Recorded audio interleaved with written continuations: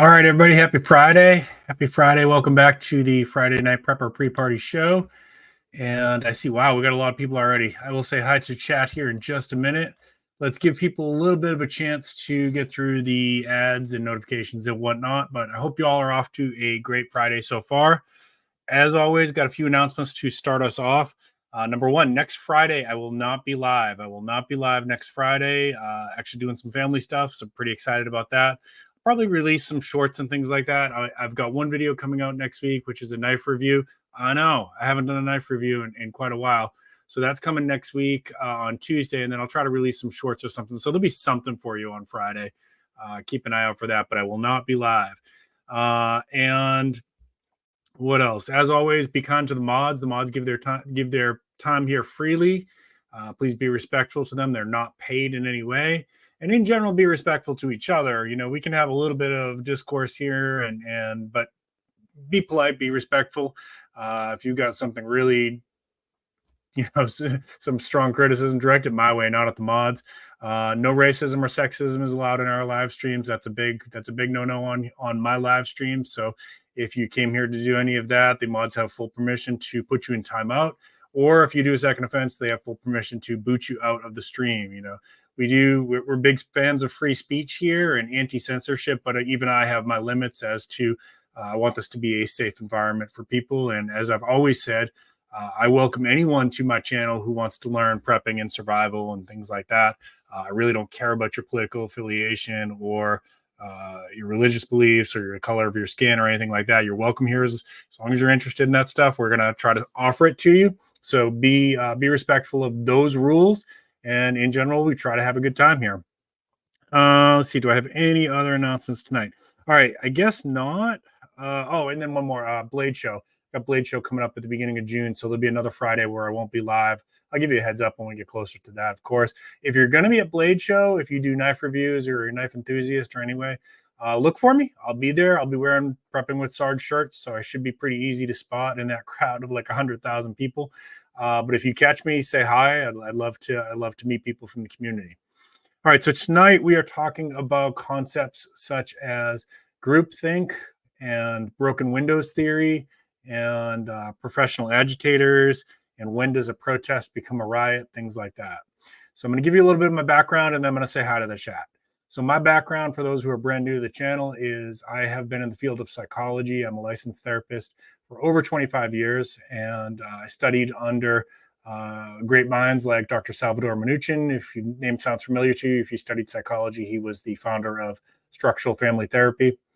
Currently, I work with first responders and veterans. I do a lot of therapist.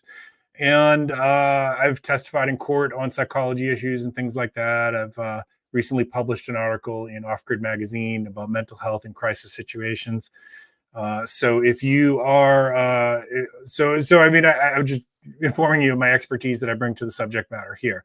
I'm going to try to be as unbiased as I can. Of course, I do have, my own personal biases when it comes to things like I work with first responders and they mean a lot to me and I have a lot of respect for them. So, anything like, ACAB, if you know what that means, that kind of stuff, like just save that. Like there's no need for that tonight. We're not even getting into that stuff. So don't bring that crap here. Okay. All right. Let me say hi to everybody. There is, oh yeah, thank you, Sassy. Should be a poll at the top. If it's not showing for some reason, it should be at the very top. If it's not showing for some reason, I apologize. But basically the poll question is, any professors that are interfering with law enforcement who have been instructed by the universities to break up these unlawful assemblies, if they're considered unlawful, should they be arrested and should they be fired? That was the poll question. Should they be fired? So if there's a professor who's preventing police from doing their duties that they've been asked by the university to do, should they be fired? Okay, that's the poll question. All right.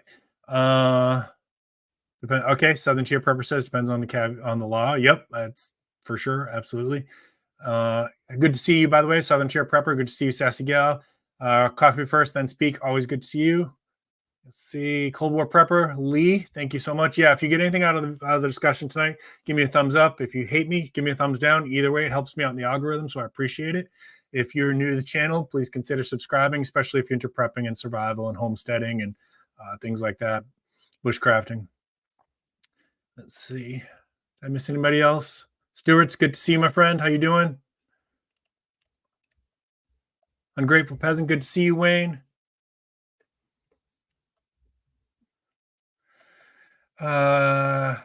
Yes, yeah, Southern Tier Prepper. We got a real shortage of mental health professionals right now. It's a real problem across the country. It's a real problem, and I feel bad for anyone who's trying to get services and is having trouble getting in on wait lists and things like that. Okay, so Lee says if you expand the solid blue box at the top, it should, if you click on it, should expand and show you the poll. All right, so let's get into this here. So, number one, if you've been watching the news at all, you know that like universities have, especially some of the Ivy League universities, have been really rowdy the last couple of weeks with the protests calling for various things, but mostly for ceasefire in Gaza. And I'm not going to get too much into the political issue of this because we're speaking more to the psychology of protests and things like that. So I'm not, number one, I will say one of my big biases is that I am pro free speech, even if I disagree with you, even if I disagree with what you're protesting for. I support your right to do that up to the point that it becomes no longer as a peaceful protest. Then I don't support it. And I think that I speak for a lot of people out there who would be supporters or at least willing to listen to what protesters have to say when they say when things become violent, they're just not going to support that cause. So it's actually very counterintuitive in most cases to the whole purpose of a protest. But let's start with groupthink theory. Groupthink, I'm sorry. And I gotta move around to different tabs here where I've got my notes. All right, so Oxford Dictionary defines groupthink as the practice of thinking or making decisions as a group in a way that discourages creativity or individual responsibility. That individual responsibility piece is really key to what we're going to be talking about here. So in psychology, there's a phenomenon that occurs when a group of people are pushing for conformity on a desired outcome. Okay, whatever that may be. It doesn't necessarily have to be a protest. This happens in the business world as well sometimes. And it can almost become, the thinking can almost become so rigid and not open to alternative viewpoints or less less severe viewpoints that it can exclude those, ostracize those, bully those, that kind of thing. And this happens in the business world too. It's not just in protest. It happens in both conservatism and liberalism in political context, especially on the very extreme ends of both of those. And it can there can become an altered state of consciousness that happens with this. Now, I'm going to give you later on a personal example of when I got caught up when I was a much younger man, when I got caught up in this groupthink and what that's like if you've never experienced it. But it's like an altered state of consciousness where your frontal lobe, right, which is like right here, which is the part of your brain which is responsible for making good decisions or bad decisions and saying, well, should I really do this or not? It's almost like it gets the same effect that you get with alcohol. And then it starts to say, okay, we're taking the night off tonight. And your ability to make good decisions that you normally would make based on your ethics and your morals and your moral compass and your values starts to get shut down a little bit, right? Which is that alone can be very, very dangerous. The other thing that happens is the longer groupthink goes on, the more the group tends to have confirmation bias because the group, especially if it grows, starts to become somewhat of an echo chamber, right? So if we're in a situation where we say, hey, I'm going to give you a business example first. Hey, let's fire Jim. And then somebody else chimes in and says, yeah, Jim, he's a real jerk. Hey, and then somebody else says, hey, Jim stole my lunch the other day. Yeah, Jim's always late. And then it becomes like this echo chamber where people are just feeding off each other's negativity. And anyone who maybe would have said, hey, you know what? Jim's had a bad month. Jim had his dog die or something, they start to feel like I can't speak up in this crowd because I'm going to sound like a real outsider here, right? So there's that confirmation bias becomes stronger and stronger the longer that it goes on. It's like peer pressure on steroids, basically. But the altered state of consciousness is really what makes it scary, is because people who normally wouldn't do anything criminal can sometimes find themselves in situations where they're committing crimes if they're caught up in that altered state of consciousness that can come with groupthink, right? And what happens is not only does the frontal lobe start to shut down, but it's also reinforced by this like boost of dopamine. Like you've got your tribe, you feel strong, you feel powerful, like feel invincible. You also feel in a large crowd, you feel somewhat anonymous, right? So you feel like I could do something and nobody's even gonna realize it's me. It's just the crowd, right? So there's this like anonymity feeling. It's not really true, especially with cameras and everything like that nowadays. It's not really true, but you feel like you're anonymous in this large group of sea of people, right? And the next thing that can happen is this rationalization of extreme behaviors, right? So we're going to get into that in just a bit when we talk about broken windows theory. But just briefly, somebody does something that would normally be socially unacceptable, but because of the group think, because of that altered state of consciousness, because of the confirmation bias and the echo chamber and the feeling of anonymity, it can be rationalized by the individual and the crowd. And so, yeah, it was perfectly okay to beat up that person because we all felt that he was a jerk. Kick him again, right? So that's that kind of rationalization that can go on as well.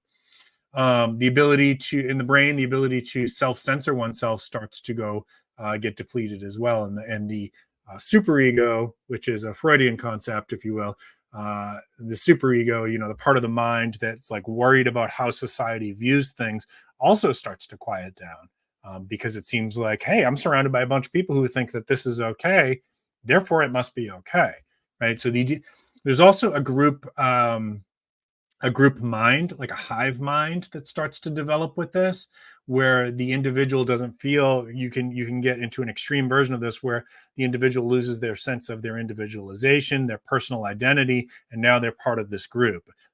At this point, it becomes like if you're in that state of mind, it's almost cult-like. It's almost cult-like. And leaders of the group can manipulate people's behavior at this point. We're going to talk about that in a second as well. What are some of the things that can add to this? Obviously, highly stressful situations, highly emotionally driven situations can drive people to get caught up into this kind of thing. Feeling like other avenues of getting one's voice heard or needs met can add to the justification, the rationalization of that this is okay. Can it be broken? Yes, groupthink can be broken, but the longer it goes on, the harder it is to do that. You need some leaders in those crowds to be able to say, "Hey guys, we're peaceful protesting here. We're not breaking windows. We're not spray painting. We're not beating up cops. We're not doing this."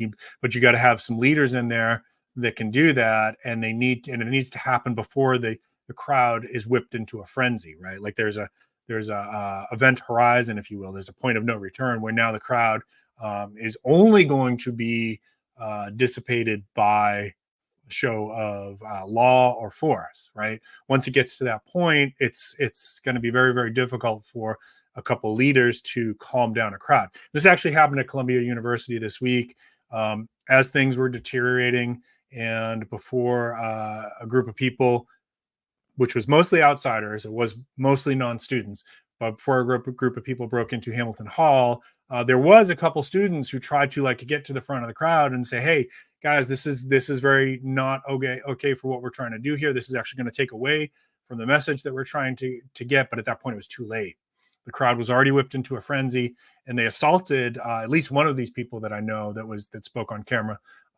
So now it's become criminal at this point, right? And it's like now once it's reached this stage, you're pretty much going to have law enforcement involvement to break it, because now we've gone past peaceful protest to the beginnings of riot, right?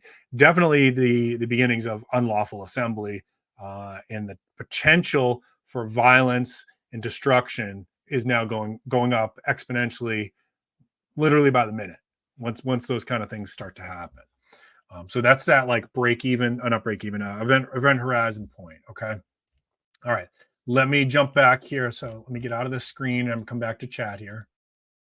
All right. Let's see if anybody else has popped in. I hope you're all having a good night. And if this is interesting, please let me know. If you want to add stuff to it, just go ahead and throw it in chat.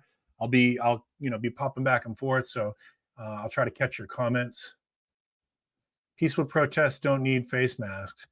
Well, I mean, if you're not breaking any crimes, I have no problems with you wearing a mask for anonymity, right? So uh, let's say that I'll give you an example for that one, coffee first.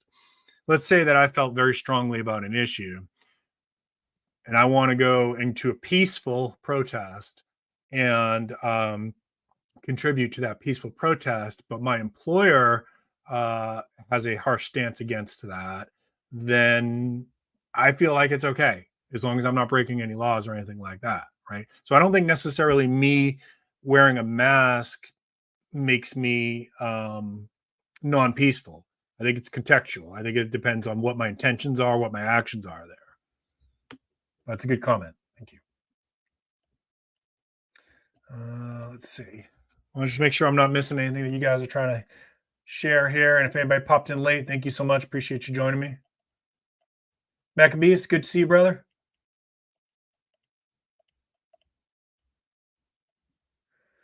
It does. It does. There's danger to it at a certain point, right? That like we talked about the student from Columbia University, that got assaulted when he tried to tell the crowd like, "Hey, we got to calm down. This is not what we're here for." It becomes a point where it's dangerous. But before it gets to that point, I think there is a chance for leaders to, and that has happened actually. And we've had some incidents here where we had protests in my city where some leaders were able to keep the crowd from getting to that point by being present, being vocal, and saying, "This is not what this is about. We're not here to burn buildings, graffiti, break windows, steal Nikes. That's not what this is about," right? So when you have good leaders present and they're active before it gets to that point, it can be done. But you're right; it's also a dangerous position to be in. Yeah, that can definitely happen, Mac, and that happened to this student at Columbia University. He was trying to get it to people to calm down, and look what happened, right? He's okay, but it could have ended badly. They could have stomped him out, right? Because the crowd at this point is now in that altered state of consciousness, rationalizing that anything is okay as long as it's for our cause. They could have stomped him out. That could have ended in death. And actually, I'm going to say, like, once you get to that point, I feel like you have to have law enforcement to disperse, because if you don't, it's just going to continue to escalate until you've got burning buildings and things like that, right? It becomes a point where, like, okay, it's no longer a peaceful protest, now it's a riot. And now it's not okay. It's not okay to steal other people's property. It's not okay to destroy other people's property. It's definitely not okay to hurt people, right? There's no justification for that. And you can't be like, "Hey, we want peace, but we're going to break things and destroy things," because it's antithesis to your message. So you lose credibility when you do that, right? Like if you want peace and you have a peaceful protest, but you're now like becoming violent and destructive, then you're not sending the message that you want peace. So yeah, always exceptions, and that's going to become important later on, because we're going to get into broken windows theory, where the exceptions thing could possibly be important. All right, I'm going to go to let's go to broken windows theory. Actually, that's something that's very interesting to me. So if you've never heard of this, right? Broken windows theory, it comes from social scientists James Wilson and George Kelling in 1982. And they drew upon and expanded upon research from Stanford University psychologist Philip Zimbardo.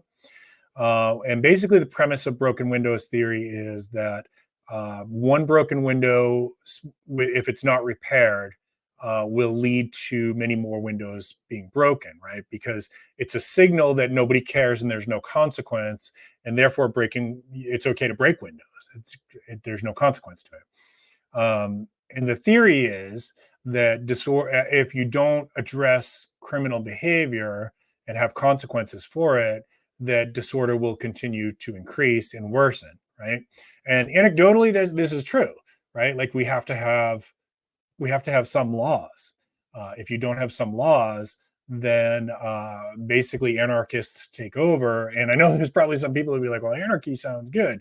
Well, not to all the people that are getting victimized, right?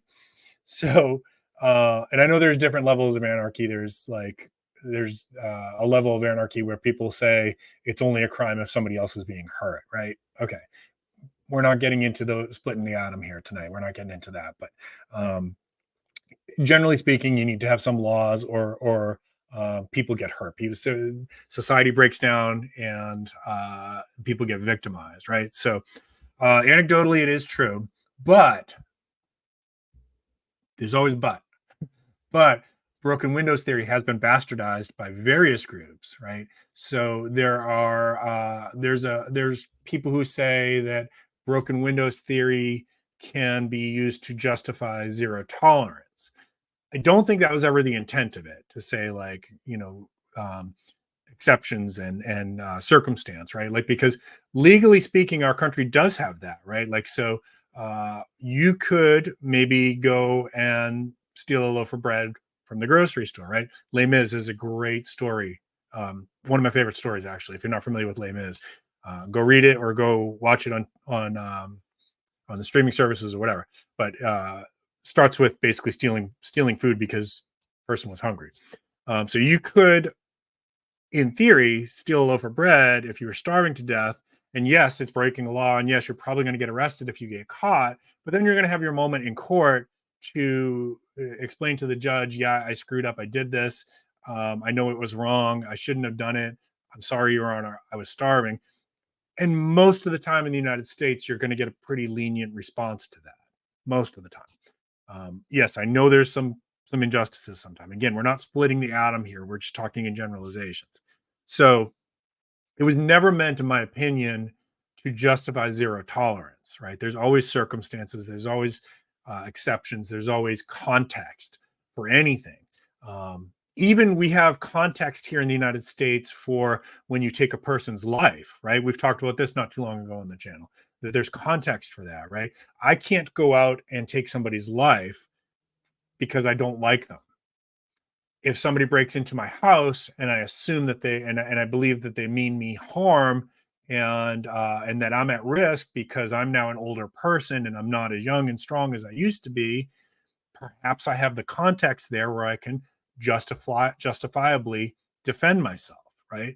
We have these things in the United States for this purpose. So I don't really think that social broken windows theory was ever meant to be a justification for zero tolerance.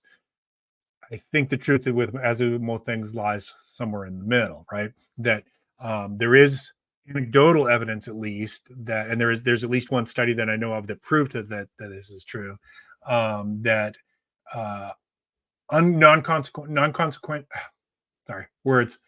not having consequences for crimes will lead to more crimes. This seems self-evident, right? But there are people who are totally against broken windows theory, and they try to say, that this is all just justification for more law enforcement. No, that's not the case. It's about protecting society, and people's property. The people have a right to have protection to their property too, right? So the study that I'm thinking of was, let's see, 2016, Dr. Charles Bronis. They did a research project where they went to areas that were really run down with a lot of graffiti and a lot of broken windows, abandoned properties, things like that. And they grabbed a group of people together and they fixed this area up. And consequently, there was a 39% reduction in crime violence. That is statistically significant, folks. That is a huge reduction in crime violence, in gun violence, sorry. And not only that, property values for everybody went up in the area. So everybody's wealth went up, right? So from at least one research that I know of, this has been proven to be true. Let's talk about another bastardization of broken windows theory. So let me jump back to chat here real quick. I'm gonna scroll back up, see where I left off here. Yep, I agree.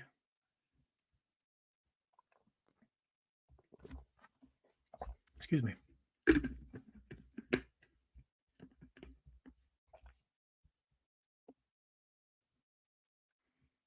Yeah, and for the most part, I agree with that, right? Like we've been talking about that a lot on this channel about the importance of free speech, even if I disagree with it. I still think that this is a very important thing for our country that needs to be protected until it's not a peaceful protest. Then we have to have law. There's a line in the sand, right?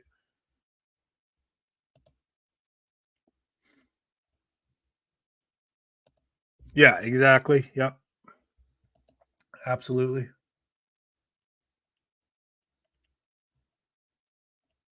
Sorry, I missed that before. Sorry.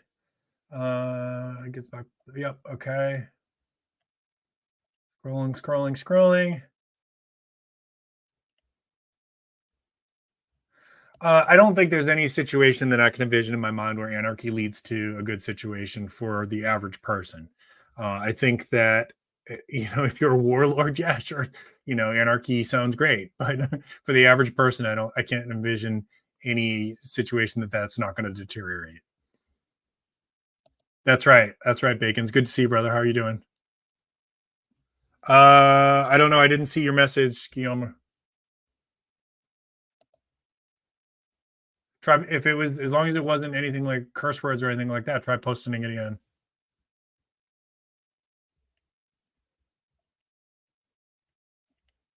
Yeah, and I have a few words blocked too. Like the N word is blocked and things like that. YouTubers, we can set settings in our studio where there's certain words that are blocked. So the N word's blocked. Not that I'm saying that you said that, but I have a few words blocked. So try saying it again.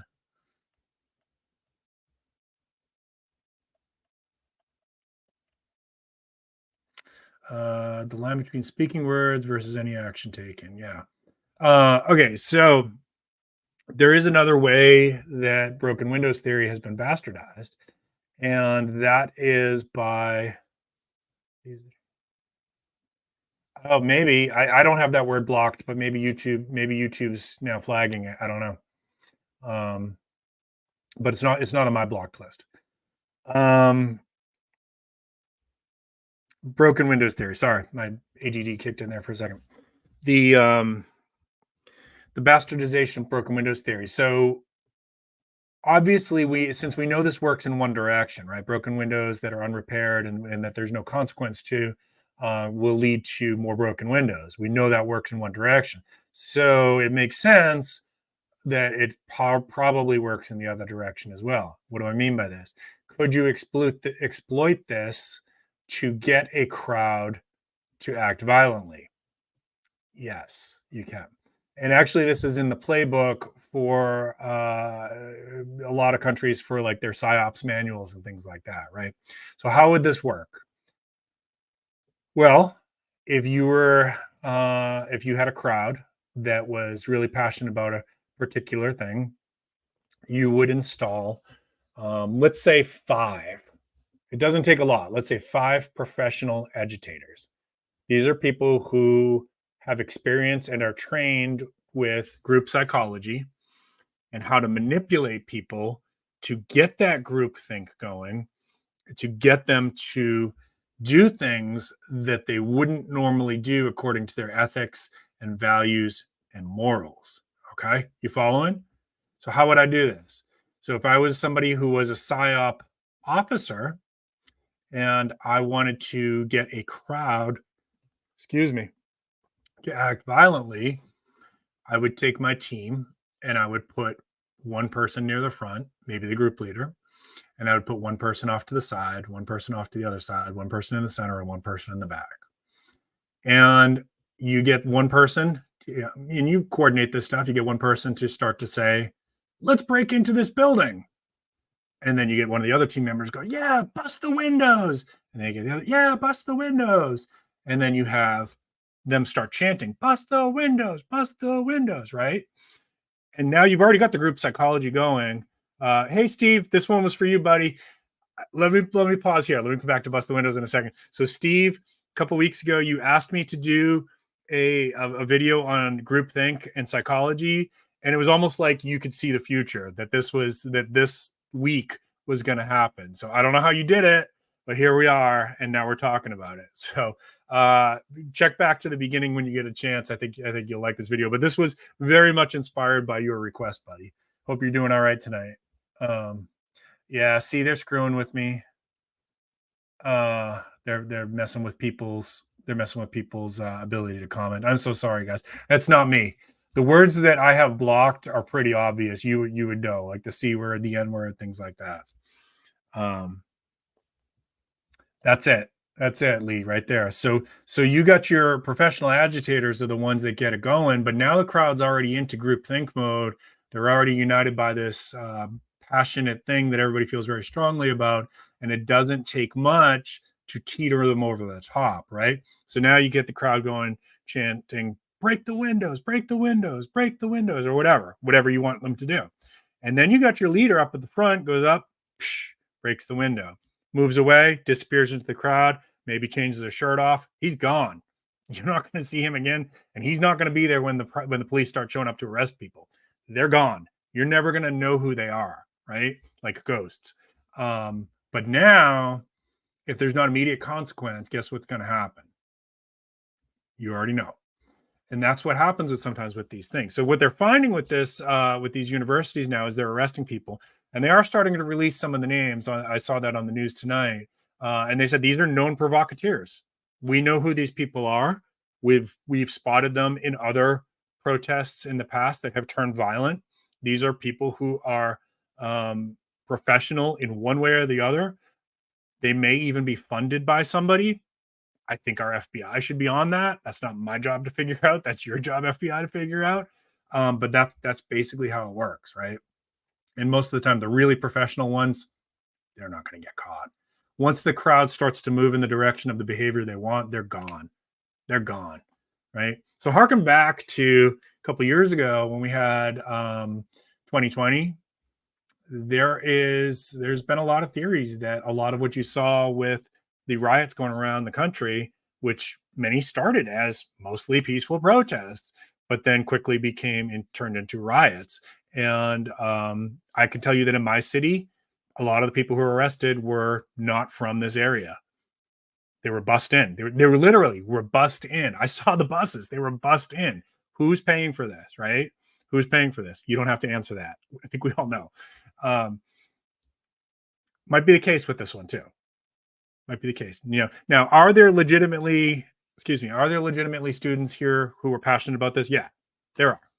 And should they have the right to peacefully protest? Yes, I agree. Even if I don't agree with your message, I agree that you should have that right, to the extent up to the point that it becomes interfering with somebody else's rights. Maybe not even that, but more so that it's becoming destructive and violent, right? Other examples, I think, like you can see the scene behind me here. I'm very much against blocking roads, right? People might think that's a form of peaceful protest, but it's really not. It's not a form of peaceful protest. What if there's an ambulance that needs to get somebody to the hospital? Somebody's grandfather died because you blocked a road. That's not peaceful. And that's going to make, if that was my grandfather's long gone, but if that was my grandfather, that would make me very much be in the opposite end of whatever you're trying to get my attention to support. Not a good form of protest. Not only that, these people blocking up highways, I've had incidents where I've been driving on a highway. This was not a protest, but there was a person walking on the highway, and they weren't wearing a bright fluorescent shirt. Actually, it was like a color like this. And this blends like right in with asphalt. Urban camouflage, if you want to think of it like that. Didn't see the person until I was like 30 feet away from them. And fortunately, they weren't in my lane. But there's no way on a highway at 65 miles per hour am I going to be able to stop, right? So it's a really dumb form of protest, and I care about people out there, so please don't do that. There are other ways to get your message heard than to stand on a highway and become road paint. You don't need to do that, okay? And honestly, a lot of us feel like if I'm on the jury and the driver is brought to court for something like that, I'm going to find them not guilty because you shouldn't have been on the highway. And there's a lot of people who think like that, right? That are going to agree with me and say, yeah, if I'm on one of those juries, that driver's going to be not guilty all day long. Because it's a dangerous thing to do. And it's actually illegal. To protest, in most areas in the United States, you're supposed to have a permit, right? Now, whole nother issue. I'm not going to go down that rabbit hole. People are like, I don't need a permit to protest. Okay, that's fine. But that's the law in most parts of the country, right? Nobody is going to give you a permit to protest on the highway. There's no place in the country where that's going to happen. Yeah, that's right too. So that's the work of, most likely when you see stuff like that, that's the work of professional agitators are at work there. Hmm. Hey, I'm sorry, man. That's gotta be YouTube. I'm sorry, it's not me. See if you can reword it without using those words. Do the best you can with it. Yeah. Now, and before we end, I'm going to give you the example of when I got caught up in one of these groupthink situations. Yeah, and that's so when cities saw that, this was a big failure in 2020. Big failure. That should have been immediately that, like, that, and then once windows started breaking and people started lighting fires and things like that, that's when a heavy show of force and consequence could have stopped a lot of the damage and destruction and deaths that occurred. People got hurt. People got hurt. We know that. Yeah, I thought that too, Sassy. That it just so happens it's almost like they went to an assembly line and were handed them.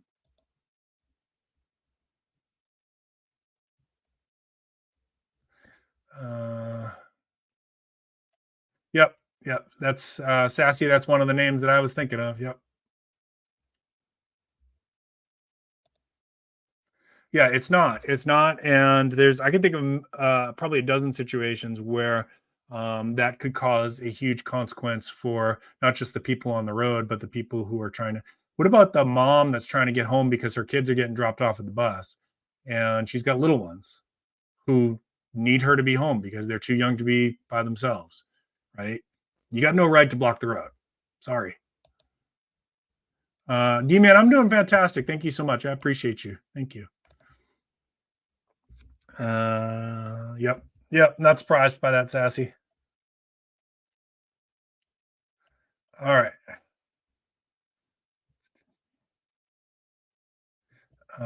Yeah, no, I get that. I'm mostly anti-war myself, Guillermo. I hope I'm saying your name right. I apologize if I'm not. I think the United States gets too over involved with a lot of stuff that we don't need to be. Um, so no, it's not. It That's not the issue. The issue is that we now have confirmation that there was some outside provocateurs that were getting these students to do things that they normally wouldn't have done. Yep.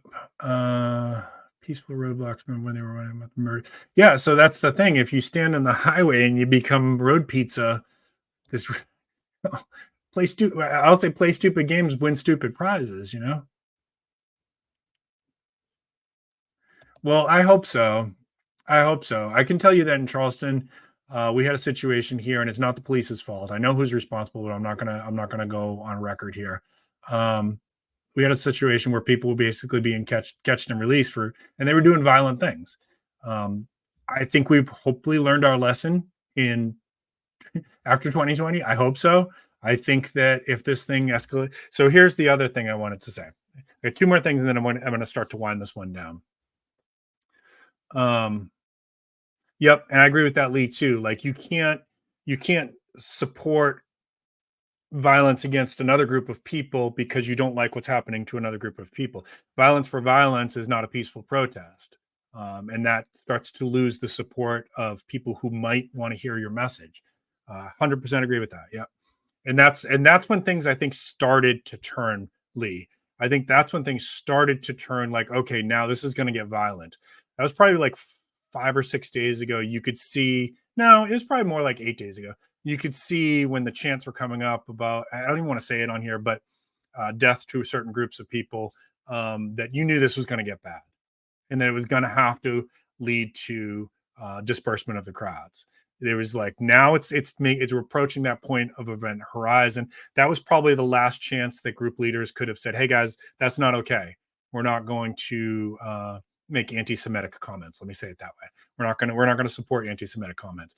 Had that been done, maybe all of this stuff this week wouldn't have gone down, and these kids, I shouldn't say that, these students could still be doing their protest peacefully. But that was, I think, probably the turning point. Yeah, I lost my train of thought again. Anyways, yeah, it is. It is. So anyway, I think, oh, I know what it was. So I've had numerous guests over the past, we're 5 months into the year, four and a half. I've had numerous guests, including a panel, and I've asked everybody when they've come on, what do we think this year? Like, what do we need to be prepping for? And everybody has said the same thing. Right? So does anybody really believe that because these crowds are being dispersed and that the campuses are going to summer break, that this is the end of it? Does anybody really think that? Right? So are you prepared if this is in your neighborhood? Are you? Are you prepared if it becomes violent? I hope that communities are more prepared than they were in 2020, because we can't have that again. It's tearing our nation apart. We can disagree. We can have forums. We can listen to each other. We can say, okay, what you're saying is really important. And while I may disagree with you, I'm willing to hear you until you start becoming violent. Then I'm not going to hear you anymore. Right? So I hope we've learned our lessons from 2020, because this is coming. Right? We all get that, right? Okay. If you don't think so, then I hope I'm wrong. I'll just say it that way. Civil war may break out. I don't think this year. Do I think that we're on a course of action that could take us to that? It could happen. It could happen. I hope not. To me, that's a nightmare scenario. And it would just break the heart of this nation if we had another civil war. So I really hope not. Yeah, you can steal road pizza, no problem. You know what? Maybe that's a shirt. Maybe that's a shirt. Play stupid on the front. Play stupid games, win stupid prizes. On the back, don't be a road pizza. You guys want me to do that and make it available in the store? Let me know in the comments if you want me to do that.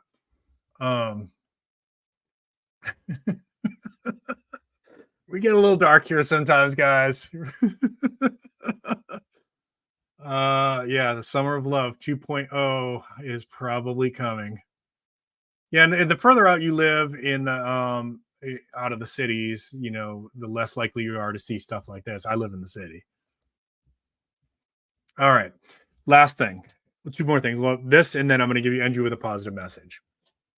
And thank you everybody for the comments. I really appreciate everybody, even if I disagree with you. I appreciate that you guys throw out stuff for me to think about. And sometimes I do go back and I'm like, oh, I said no there, but maybe that person had a point. And that's the other thing that I always tell people in therapy, right? When I'm working with my patients in therapy, you don't have to win an argument.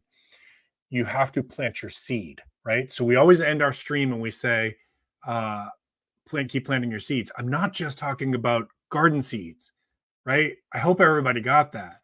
Your seeds are also your ideas, your thoughts, your hope for the world, right? And so you don't have to win an argument. You just have to plant your seed. The person you're talking to may disagree with you completely, but I guarantee you they're at least going to be thinking about it, right? And a lot of times, if you give a person to think, their thinking can change, and that's how you get people to listen to your side, right? Basic psychology 101 here, guys. But somehow as a country, we've lost this. That's going to be my positive message. Now let me give you the example. All right. Haven't seen that, but I know China's buying up tons and tons. I just read an article about this. Tons and tons of gold. China is buying gold like it's crazy. I hope most people don't think like that, Guillermo. I hope they don't. I don't. I don't want to see a war. I don't want to see a civil war. I'm a lover, not a fighter. I'm a healer. My whole life has been spent helping people. Do I know how to fire guns? Yeah. Do I want to shoot somebody? No, never. I hope I never have to do something like that. It's probably one of the worst things I can possibly imagine for myself. Um, but as Sassy said, I will defend myself. I will defend myself. I'm prepared to do that. So my experience with this stuff. I agree, Sassy. My experience with this stuff. So years ago, I think I was probably 17 years old when this happened. I was at a Boston Bruins game, right? Because you guys know I'm originally from Massachusetts area. And I don't remember who they were playing. I want to say it was the Montreal Canadiens. Not 100% sure. One of our players, Glenn Wesley, who was a defenseman for the Boston Bruins at the time, got hit with a high stick, which is a penalty in hockey. And it was obvious, like everybody saw it, the crowd saw it, and he's bleeding profusely from the nose. He was okay, you know, but he had to get stitches, and that's not uncommon in hockey, whatever. But it was a blatant penalty, and everybody saw it, but somehow the refs didn't see it. And so when there's a penalty in hockey, if you don't know, you're supposed to get a power play advantage. The other team loses a player for 2 minutes or 5 minutes. It kind of depends on the penalty. But the refs didn't call it. And this was a close game. And all of a sudden, the crowd is like whipped up into this group think. And I felt it too. And we're like chanting. First, it was BS, BS. You know what I mean? I'm not going to say the whole thing. BS, BS. And then it was people started chanting stuff like kill the refs, kill the refs. And like, now I don't think I was ever going to hurt anybody, but I could say that in my moment, I was like, yeah, you know, I was feeling it. And like that part of my brain that would have said, no, this is bad. Like we need to get out of here or start to stop this or something. Like that wasn't there. I was caught up in this, like it's an altered state of consciousness that feels kind of like being drunk, but not the intoxication and dizziness, but like that mindset of like everything seems like it's a good idea. That's what groupthink feels like. And it gets worse. So then, and I've only ever seen this one time in hockey, a person from the stands starts climbing over the barricade, the plastic barricade, and gets on the ice and starts heading towards the ref. And the crowd's cheering him on, right? And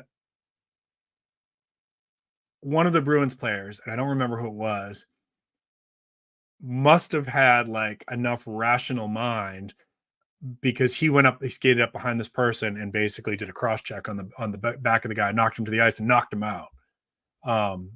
Which I don't know if there was ever any litigation of that. Like, I'm pretty sure that like when you go into those events, you see there's like things that say there's a chance you could get hurt, and that's on you. We're not responsible if you get hurt. If you climb on the ice and you get decked by a hockey player who's 6'6", 240 pounds, too bad. He shouldn't have been on the ice. It's kind of like the road pizza thing, isn't it?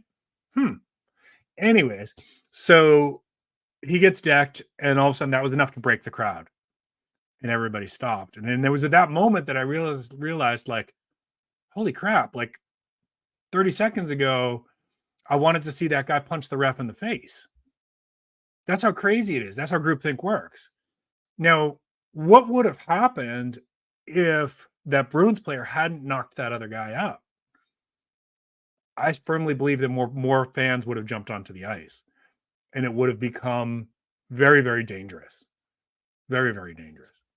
That's how groupthink works. And it has nothing to do with how intelligent you are.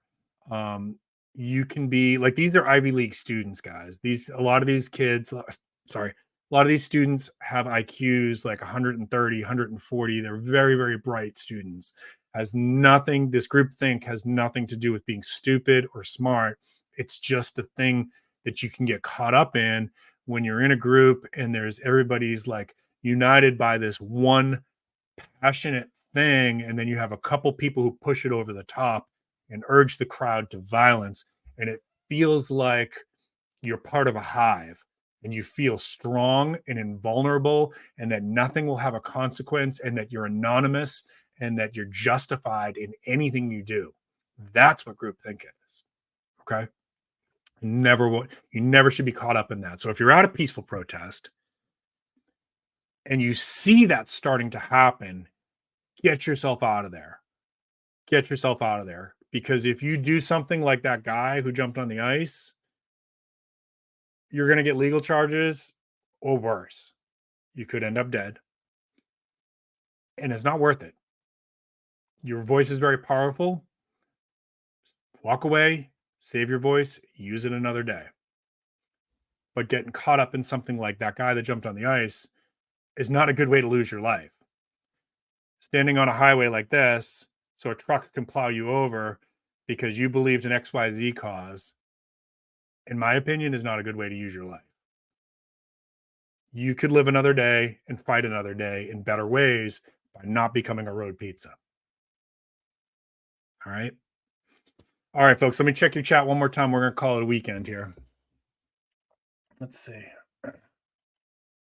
Yeah, so we talked about the metal shortages. China is buying tons of it. That's probably a topic for a different day if somebody wants to cover it. Yeah, bacon. I had a feeling that somebody was going to say that. Planting your seeds is about planting not just your garden seeds, but your ideas, your thoughts, your hope, your change, right? And you don't have to win the argument in that moment.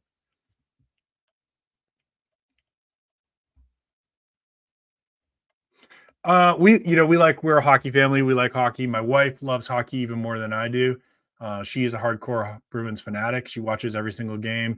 She knows all about the plays and like who's in the minor leagues. I mean, she's hardcore.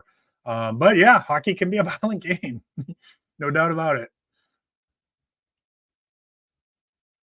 Ooh, I didn't see that one, Lee. I don't know if I want to see it. Oh, yeah, guys, if you got anything out of value out of this, please consider giving me a thumbs up. And again, if you don't disagree with me, it's okay. Give me a thumbs down. Either way, it helps me out in the algorithm. I appreciate you giving me a little bit of your time tonight, even if you disagree with me. Appreciate that you shared some of your Friday night with me. Tomorrow is May the 4th, exactly. For us Star Wars fans, enjoy. There's supposed to be some new animations being released on Disney Plus. All right, everybody. I think that's it. You appreciate you too, D-Man. Thank you for the feedback. Don't forget to subscribe if you're new to the channel. Everybody have a great weekend. Keep planting your seeds. Keep stacking your silver. This is Prepping with Sarge. Thanks, everybody.